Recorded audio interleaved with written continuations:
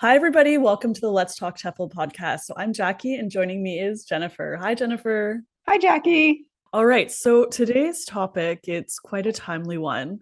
It is ESL Halloween activities. In terms of Halloween activities, or like really any holiday activities, like Christmas or Valentine's Day, Easter, whatever you're going to do in class, there's the fun ones. So, like for example, Easter, like Easter egg decorating, or for Halloween, for example, like encouraging students to wear costumes and having a little like costume contest, something like that, I guess would be more like kind of the fun activities, not necessarily educational though. So, how do you kind of like balance that out, Jen? What do you think about that?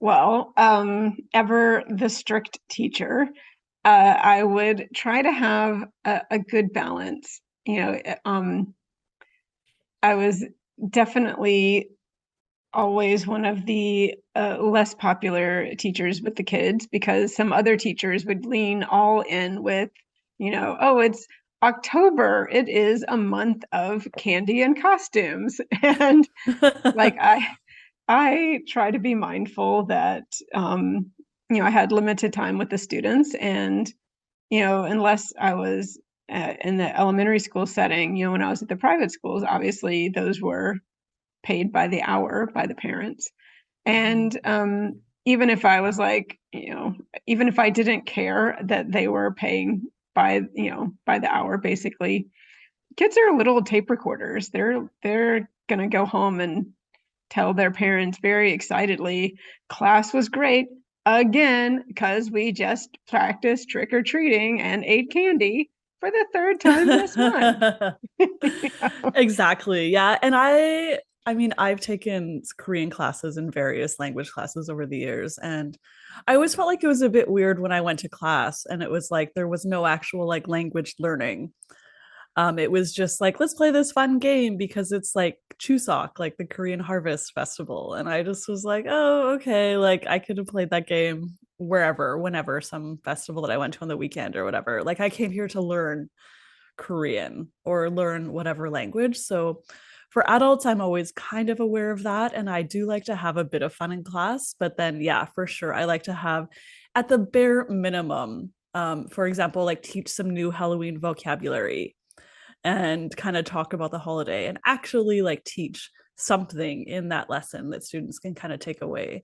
So we're going to talk about six activities, and we have kind of a mix of the fun and the educational. So we have a bit of both in them. So the first activity that I have is called the candy jar. So the candy jar, you can use this for any holiday you want. So basically just buy whatever, some like candy corn or just whatever kind of Halloween candy you can find, Halloween themed candy. And then as you are well, just put it into like a glass jar. And then as you're doing that, count how many pieces or how many candy corns you put into that jar, seal it up, and then bring it into class. And then each student that I teach gets a guess about how many candies are in that jar. And then, yeah, whoever gets the closest. So on Halloween or whatever the day, I would um, tell everyone who the winner is. So it's just a way to have a bit of fun. It's not necessarily like educational, but yeah, students like love it. And it's kind of this fascinating thing. And yeah, I do it for lots and lots of holidays. And for adults, it's fun if they win. But for kids, I'm sorry to the parents. Often who get this like big jar of candy, but whatever, it's a fun time. So yeah, try that out in your class. Yeah, that's a fun thing. And it is, you know, in no way related to language learning or whatever, other than the fact that they have to come up with a number in English. Mhm. But yeah, it's something that's always popular and always sort of increases interest. Mhm. On the other Because hand, it only takes like, I don't know, 10 minutes per class to like make it yeah, happen. So it's not like it's taking up a large amount of time, but it is quite fun for sure. exactly. And that's something I always like, uh, to have the controlled and guided fun, which is always super popular with kids. Mhm. Because they just want to play or watch a video if there's going to be fun. But I like it to be educational. Mhm. Something that you can have the little fun activity and also have time for a lesson. So, Mm-hmm. For sure. All right. So, Jen, you have the second one. Tell or write a scary story. yes. So um, this one obviously uh, depends on how you do it, would depend on the level of the students. But like when I had like higher level students that were returnees, like I would go all in with, would have a flashlight to put under your chin. When it was your turn, would turn out the light and put our chairs in a circle, um, and the kids would be given some time to think of a story. And usually I would have them work on it like a previous class. So it wasn't like something they were just having to come up with on the fly. And we would pass the flashlights around and they would tell their little scary stories, which would take a couple minutes per kid. And then we would vote on who had the scariest story. And generally speaking, the kids were not like total butt faces, like they would refrain from voting for themselves. Mm-hmm. They would actually. Yes, I make a rule that you can't vote for yourself generally. So, yeah, so that was always fun. And because there would be that sort of I don't know, not graded, but the kids would be choosing their favorite. The effort level would go up commensurately. Mhm. And I like the idea about like giving them a bit of time before actually having to do this, like working on it in a previous class. I think that's the key to success in activities like this. Some people can come up with stuff on the spot, but there's a lot of people who can't in a second language or a Yeah, third language or whatever. So, yeah, definitely the preparation time will make this activity way better than yeah, just the on the spot thing. yeah. Even kids who went to school in the US or Canada, whatever, like just telling somebody, tell me a story right now. Make it up as you go along. Like that's a lot of pressure to put on I somebody. don't know if I could do it. It might be difficult to come up if you just said, tell me a scary story right now. I don't know. I mean, I could maybe, but if I had like 5 minutes of preparation time, it would be way better for Yeah. sure. Yeah. So generally this would be like a two-parter thing where in one lesson we would, talk about scary movies or talk about scary books they had read and um, then work on a little something to craft a story with a beginning, middle, and an end, you know. Mm-hmm. Um, but again, at that level, that's fairly high level students. With lower level students, you can do, scaffolded storytelling, which at the most scaffolded level is Mad Libs. And then, just sort of back it away. You can also do the activity where you take a single piece of paper and you fold it into a little booklet, and then it's the perfect amount of pages if you fold it right, that you have two facing pages for the beginning, two facing pages for the middle, two facing for the end, and then they have a front cover and a back cover. So they Mm-hmm. can take the time to write a very, very short story and have, like, I would usually do like one page is the picture to go with the other page, which has 1 to 2 sentences. So they're only having to come up with, maybe 5 to 10 sentences at the absolute outside Mm-hmm. to tell a very, very short microfiction short story. Um, but they could talk about their pictures and, work with a partner. There's lots of ways, to scaffold a storytelling or story writing activity, uh, Mm-hmm. depending on your student's level and their age. Exactly. Yeah, there's a million things you can do with it for sure.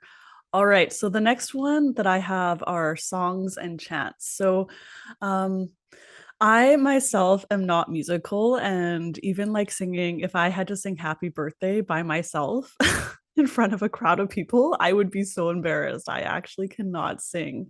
But that doesn't stop me from using songs and chants in my class because there's this magic thing called YouTube. And on YouTube, you can find just about any song or chant for any kind of theme, including Halloween or any of the major holidays. So, if you want to teach your students some new Halloween vocabulary, just go on YouTube and then search like ESL Halloween chant or ESL song for kids, something like that, and you'll come up with like a million choices. So it's kind of a fun way just to teach kids, especially some new words, and they love it. And I've often heard students even singing the song outside of class, like in the hallway or whatever. And then when that happens, I just feel like, oh, my job here is done. I've done some good work if they're like singing this English song outside of class. So yeah, have some fun with that, and yeah, just enjoy it. Students really Yeah. like it. Yeah, I also am completely unable to sing at all, to a degree where, yes, if somebody says, let's sing happy birthday, then I 100% just lip sync along. I won't start singing. I'll do the countdown and then I'll just like lip sync for a little bit until like someone else starts it. But then I'll join in. I'll join in Yeah. if everyone else is doing it, but I don't want to do it by myself. Too scary. Okay, so that's just a quick one you can do with kids. So your next one is would you rather? Yes. Would you rather, but Halloween focus, so Mhm. spooky choices. Would you rather be turned into a vampire or be turned into a werewolf? Would you rather eat brains or drink blood? Those kind of things. Mhm. So, anything that's just sort of Halloween or scary movie focused kind of things you can kind of come up with. And those are basically little conversation starters that you can do in class with your kids. Would you rather is, in my humble opinion, a good like short activity to get the kids, or whatever age your students are, speaking in English in a little bit more of a relaxed way. Mhm. Yeah, it's a nice warm up activity. It's a nice time filler. It's a nice kind of review thing. It can be used in like a million different ways. So it's one of those things that you don't really need any prep time or any materials. So just keep that in the back of your head if you have those like few extra minutes with of dead time. Pull out would you rather, and you could even have students help you come up with spooky choices as well. Yeah, they're usually great at it. So yeah, that's a good one for sure. So the next one that I have is charades or Pictionary. So charades is acting it out, and then Pictionary is drawing it. So if you're kind of have like a little like party, Halloween party, but you want to make it a little bit educational and kind of fun at the same time, definitely teach the students some Halloween vocabulary. So you can do this through like there's some YouTube videos or a song or chant, or even just have them do a little worksheet or something like that, and then play charades or a Pictionary. And yeah, it's usually a fun time. However, I wouldn't necessarily do this in a huge class of like 20 or 30 students. It's just not really student centered enough because one person will be drawing or acting, and then the on their team of, if you have 30 students in the class, the team will be of like 15 people, and then one or two of those people will be yelling out answers, and then the other 12 or whatever are just kind of hanging out, not doing that much. So definitely this is for smaller classes rather than bigger classes. Yeah, yeah. A lot of activities you can adapt to work in a small group, or you know figure out different ways to do it so more students are active at one time. But some activities really don't lend themselves to all class sizes or all class setups. So if you Mm-hmm. have like one whiteboard and 50 students, that's going to be difficult. Yeah, it's hard to play this in smaller groups. It's like the teacher really has to be kind of the captain, giving Yeah. students words and kind of enforcing rules and like keeping track of time and points and whatever. In a lot of cases, I like to put students in small groups and kind of have them do things together, but charades and Pictionary don't really lend themselves well to that style. So, yeah. All right, the next one, Jen. So you said the same old kinds of things, but Halloween themed. So, what are some examples of that? Yeah. So whatever you are teaching that lesson anyway, or that like Halloween week, you can just do with Halloween themed stuff. So, for example, if you were teaching pronouns, you can have your, pronoun task cards or worksheets or whatever be Halloween themed. So the sentences relate to different monsters or trick or treating or whatever. So yeah, you can do that with task cards. That's obviously the easy task cards and worksheets. If you are making your own, obviously you have to make them the first time around, but if you laminate them, you can reuse them year after year. Oh, love it.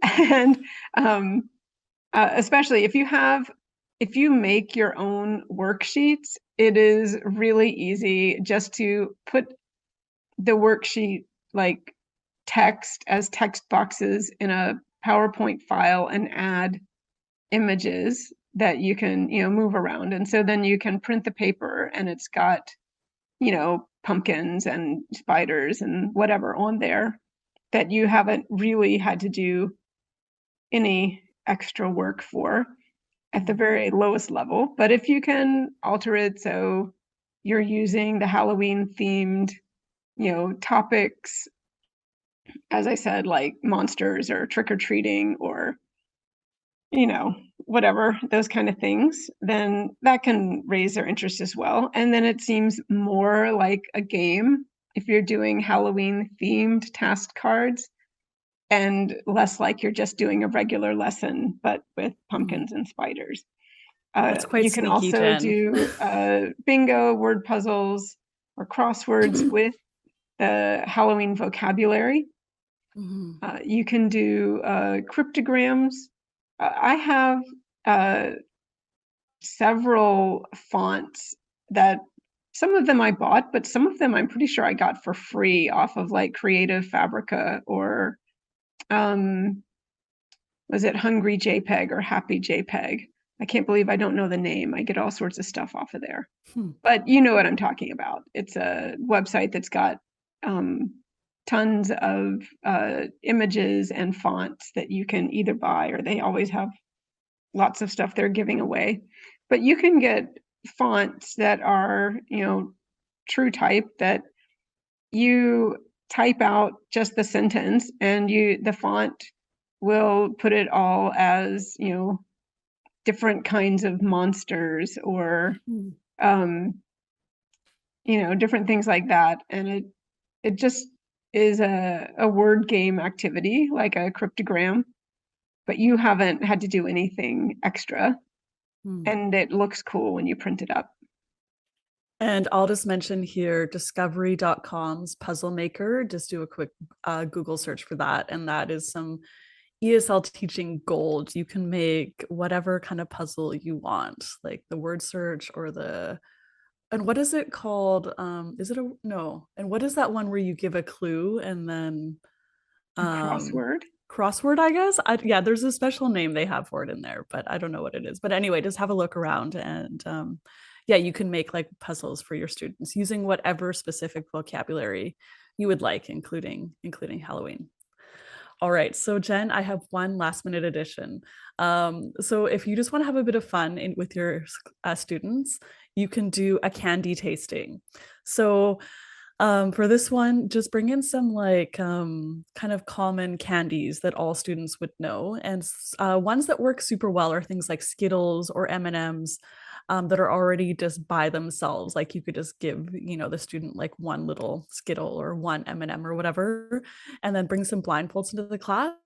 And then students can do a candy tasting. So you can kind of level it up and put students into teams and give them points for guessing correctly what it is and that kind of thing. But whenever I've done this, students have loved it, like loved it. But this is one that's kind of low on the educational value. So kind of use with caution. And I don't really recommend doing this for the entire class. But if you are having a Halloween party at your school and you have to plan some activities, this is a great one to do. And then the other one is also the creepy feeling things. So things like peeled grapes or like cold cooked spaghetti, and students have to reach their hand in and kind of feel around and see what it is, like brains or eyeballs, like that kind of thing. So look online, there's a ton of ideas. And this is a bit of effort, but when I have done it, students have loved it. Like they couldn't get enough of it. So if you just want to have some pure fun and excitement around the holidays, then definitely try out those two activities. But low on the Yeah. educational value, however. So They don't have to be that low on, you can use, like with the candy tasting, you can get them to work on a little bit of descriptive vocabulary, like something is creamy or something is sweet. I mean, obviously it's candy, they're all going to be sweet, but some of them might be like too sweet for their taste. Or, if you had Reese's peanut butter cups, they're salty and sweet together. And so it's not absolutely devoid of educational content, it's but true.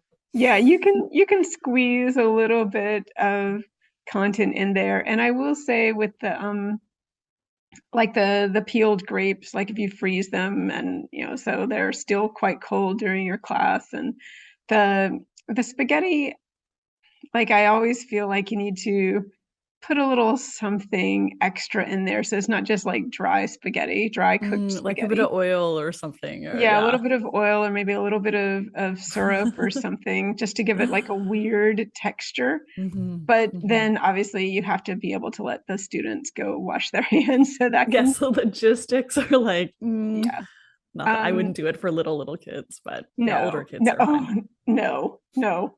Um, but because it's such a North American centric holiday, they will not have experienced that activity before. Like for all of us, like you go to a Halloween party when you're 6 and you have the grapes and you have the like the, I, my husband too, when he did it with his kids, he actually did a bunch of things like grapes and spaghetti. And then the final thing, he actually went to the butcher and got liver.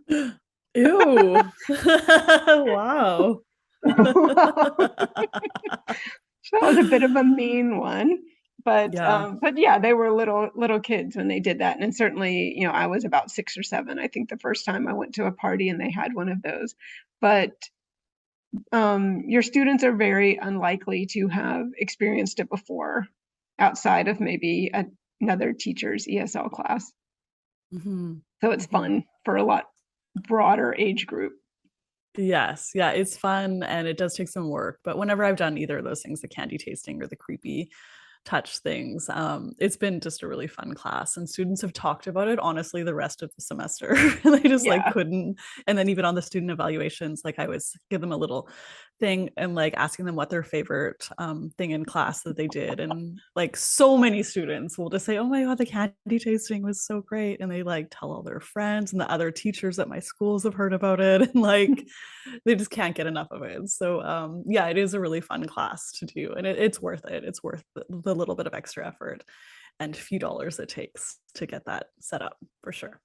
Yeah. Or Yeah. Just I mean, by the end of October, you should know your students well enough to know like which ones, like which group of students maybe you should not do certain activities with. Like if there's no way that they can get from the class to the nearest source of water to wash their hands without just dragging their hands along the wall all the way there, whatever. exactly. Yeah, No. I've taught mostly adults, so yeah, I guess a lot of my recommendations involve adults, and a lot of your recommendations involve like logistics for little kids. So it's like we come Yes. from different teaching contexts for sure and different concerns.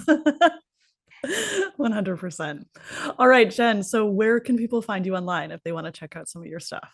Oh, uh, theoretically, I have a website. We'll just leave that as that. Um, you can find me on Teachers Pay Teachers, Teach Travel Learn. You can find me on YouTube, Teach Travel Learn.